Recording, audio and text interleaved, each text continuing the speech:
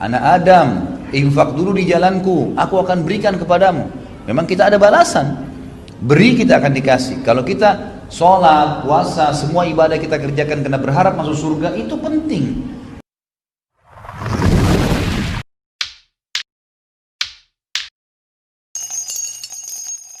Ustaz, bolehkah dikala kita bersedekah kita berharap pahala ganti dari Allah di akhirat nanti?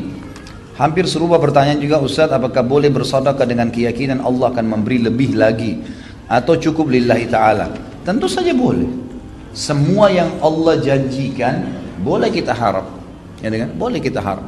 Allah subhanahu wa ta'ala memberikan penjelasan dalam Al-Quran, perumpamaan orang-orang yang bersedekah di jalan Allah seperti orang yang menanam tanaman, yang nanti tanaman itu akan tumbuh dan setiap memiliki banyak dahan dan ranting, dan setiap dahan itu akan punya 100 ranting dan seterusnya.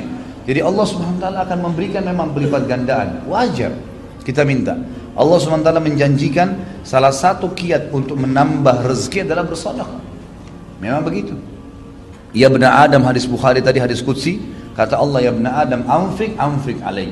Anak Adam, infak dulu di jalanku, aku akan berikan kepadamu. Memang kita ada balasan. Beri kita akan dikasih. Kalau kita sholat, puasa, semua ibadah kita kerjakan karena berharap masuk surga, itu penting. Itu kaidah dasarnya. Kita berharap balasan yang Allah janjikan. Makanya dalam buku-buku hadis disebutkan fadilah sholat duha, fadilah sholat malam, fadilah sedekah, fadilah bakti dengan orang tua. Apa itu fadilah? Janjinya Allah di ibadah yang sedang kita kerjakan. Bolehkah saya ibadah karena mengejar apa yang Allah janjikan? Boleh saja. Itu termasuk lillahi ta'ala berarti. Karena kita berharap. Bolehkah saya meninggalkan dosa karena takut masuk neraka? Boleh. Ya gitu. Karena yang suruh kita takut pada neraka Allah subhanahu wa ta'ala. Berarti dengan takut pada neraka, berarti kita takut pada Allah subhanahu wa ta'ala. Allah sebutkan tentang masalah surga. Al-Imran surah nomor 3 ayat 133. A'udzubillahi minasyaitonir rajim, wasari'u ila maghfiratin min rabbikum wa jannatin arduhas samawati wal ardu uiddat lil muttaqin. Bersegeralah kalian kepada pengampunan Tuhan kalian, bertobat kalau punya salah, dan kejarlah surga dengan sibukkan diri dengan amal soleh setelah taubat, yang luasnya seluas langit dan bumi, yang hanya dijanjikan untuk orang-orang yang bertakwa. Jadi Allah menyuruh kita kejar surga memang. Ibadah untuk masuk surga. Itu Allah yang perintahin. Berarti dengan mengejar surga sebagai balasan, kita patuh pada Allah. Bagaimana bisa antum mau beribadah tidak ada janjinya? Fitrah manusia butuh janji, gitu kan? Makanya dijanjikan oleh Allah subhanahu wa ta'ala. Bukan dijanjikan palsu ya. Ini janji yang pasti.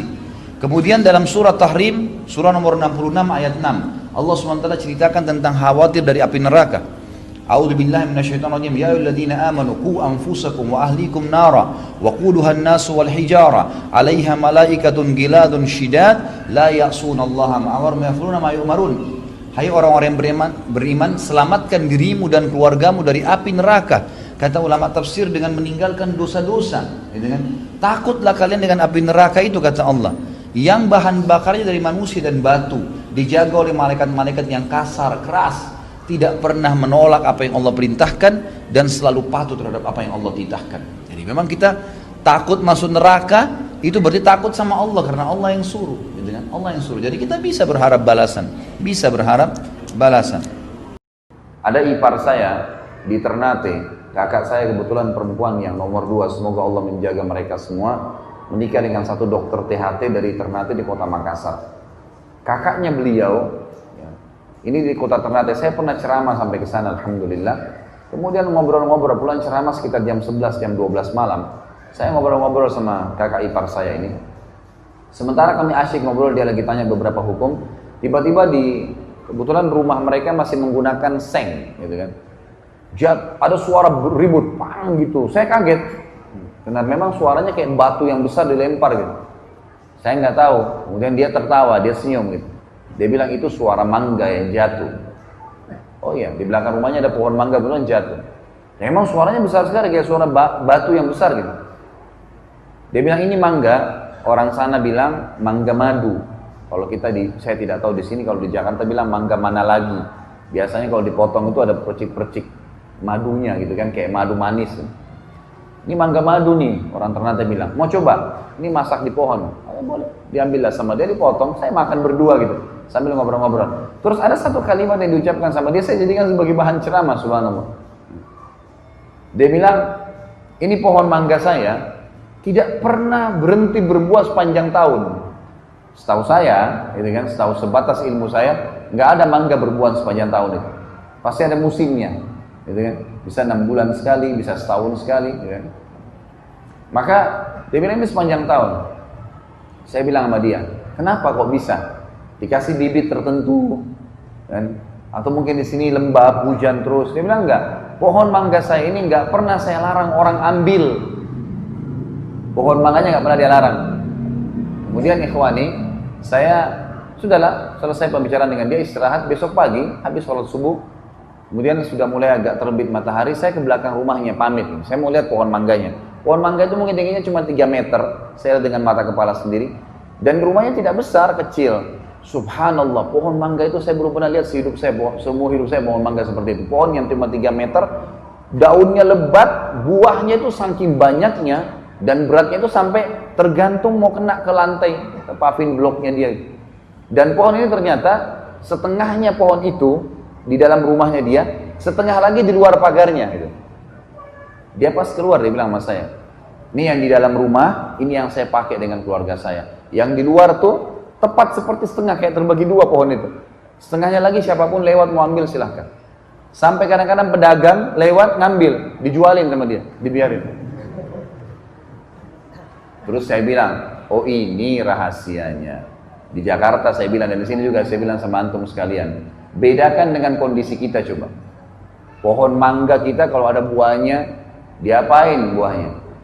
Dibungkus, diikat. Kalau perlu tulis, jangan dicabut. Gimana nggak cuma 2-3 buah yang keluar gitu? Susah, pelitnya luar biasa gitu. Nggak bisa. Keluarin, Allah kasih keajaiban tuh.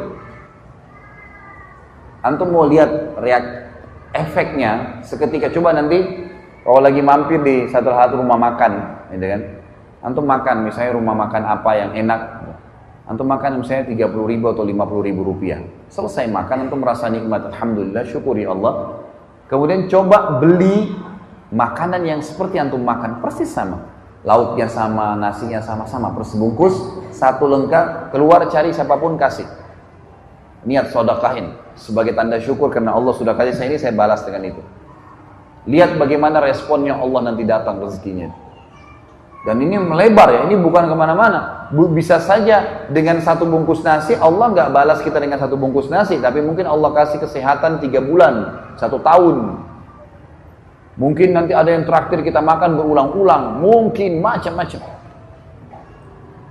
Ada kisah yang menarik, kisah ulama tabi'in yang bernama Abdullah bin Mubarak. Abdullah bin Mubarak rahimahullah terkenal, ulama tabi'in yang masyhur dengan kesolehannya. Dan dia bersahabat dekat dengan ulama tabi'in yang lain bernama Fudail bin Iyad radhiyallahu rahimahullah semuanya. Ini 2 orang ini terkenal sekali. Jadi hampir subhanallah, apalagi kalau berbicara tentang masalah tazkiyatun nafs, ya, kesucian hati, jiwa. Ini 2 orang ini selalu muncul namanya nih.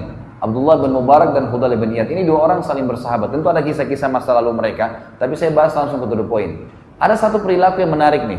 Keduanya ini kebetulan orang kaya raya, pengusaha, ya.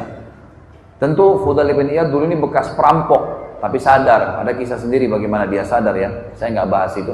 Setelah dia sadar, dia belajari agama, dia mulai hafal Quran, jadi ulama, dan akhirnya jadi pengusaha. Bersahabat dekat dengan Abdullah bin Mubarak.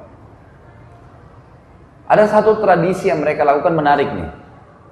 Jadi Abdullah bin Mubarak sama Fudail bin Iyad ini suka janjian. Sholat subuh kita sholat di masjid A ya, misal contoh. Ya. Kemudian duhur, asar, maghrib kita pisah tempat. Misalnya nanti Abdullah bin Mubarak bilang sama Fudail bin Iyad, nanti kamu duhur, asar, maghrib, kamu sholatnya di masjid B, C, D. Nanti saya sholat di masjid E, F, G. Di Isya, nanti kita ketemu di masjid H. Jadi subuh mereka satu masjid, Isya mereka satu masjid. Jadi 3 waktu sholat mereka pisah. Jadi kalau temannya sholat di masjid ini, dia sholat tempat lain. Untuk apa?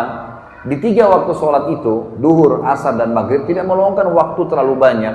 Habis sholat 5 waktu, khusus saja, mereka itu selalu janjian. untuk mencari siapa orang yang masih tinggal di masjid dan ibadah apa yang sedang dikerjakan. Misal, ada orang di pinggir masjid sana lagi baca Quran, didatangin sama dia. Kenapa Anda baca Quran? Apa motivasinya? Oh ini. Jadi dia dapat ilmu lagi. Ada orang di sana di ujung sujudnya lama. Ditanya sama dia, kenapa Anda sujud lama? Apa motivasinya? Ada yang apa saja ibadah yang dia lihat di masjid itu saja. Kalau nggak ada ya sudah. Tapi kalau ada, duhur, asar, maghrib, nanti isya mereka saling sharing. Nih tadi saya ketemu ini nih, tadi saya lihat begini. Jadi tiap hari selalu dapat kisah-kisah baru gitu dari orang-orang yang melakukan ibadah untuk meningkatkan kualitas ibadah mereka. Dan ini satu perilaku yang luar biasa ya. Saya sarankan ikhwani diri saya dan juga diri antum sekalian. Tentu kalau saya bilang ikhwani, kalau kita globalkan masuk semua akhwat ya. Jadi ini akhwatnya jangan tersinggung di atas. Jadi ini semuanya ya. Kita harus memahami satu poin dalam ibadah, jangan stuck di satu level. Tapi kualitas ibadah tingkatkan.